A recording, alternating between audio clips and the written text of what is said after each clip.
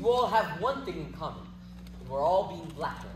Now, for some considerable time, most of you have been paying for what you can afford. And some of you have been paying more than you can afford to someone who threatens to expose you. And none of you know who's blackmailing you, now do you? Oh, please. I've never heard anything so ridiculous. I mean, nobody could blackmail me. My life is an open book. I've never done anything wrong. Anyone else wish to deny it? Very well. Now that everyone is in the same boat, there's no harm in my revealing some details, and my instructions are to do so. Don't you think you might spare us this humiliation? I'm sorry.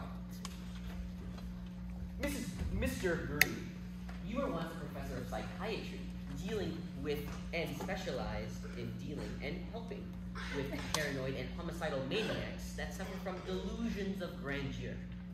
Yes, but now I work for United Nations. So your work hasn't changed. But you don't work at the UN anymore. And you don't practice medicine at the UN anymore. His license to practice has been revoked, correct? Why?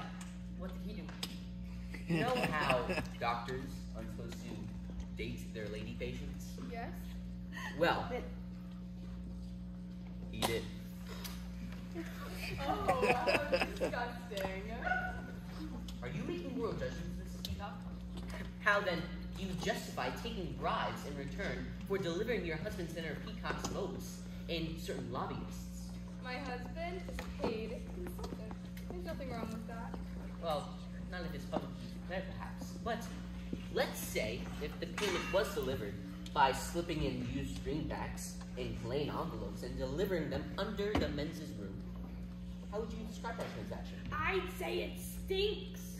Well, how did when were you in that men's room? So it's true. No, it's a vicious lie.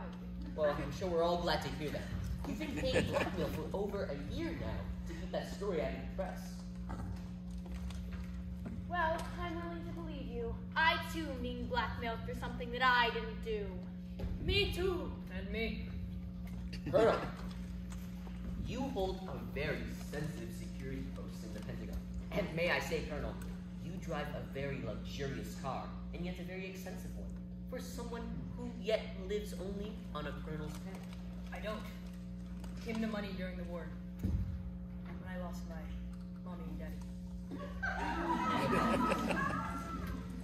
Mrs. White, you've been paying our blackmailer for a long time now, ever since your husband died to, shall I say, mysterious circumstances.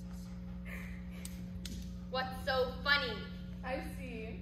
That's why he was lying on his back. In his coffin. I didn't kill him. Then why are you paying the blackmailer? I don't want a scandal, do I? We had a very humiliating public confrontation. He didn't actually seem to like me very much. He threatened to kill me in public. Why would he want to kill you in public? I think she means he threatens in public. Oh. And was that his final word on the matter? Being killed is pretty final, wouldn't you say? Well, he was the one who died, not you, Mrs. White. Not you. What did he do for a living? He was a scientist, nuclear physics. What was he like? He was a rather stupidly optimistic man. I mean, I'm afraid it came as a great shock to him when he died. He'd been found dead at home. His head had been cut off. Oh, I had been out all evening at the movies. Do you miss him? Well, it's a matter of life after death. Now that he's dead, I have a life.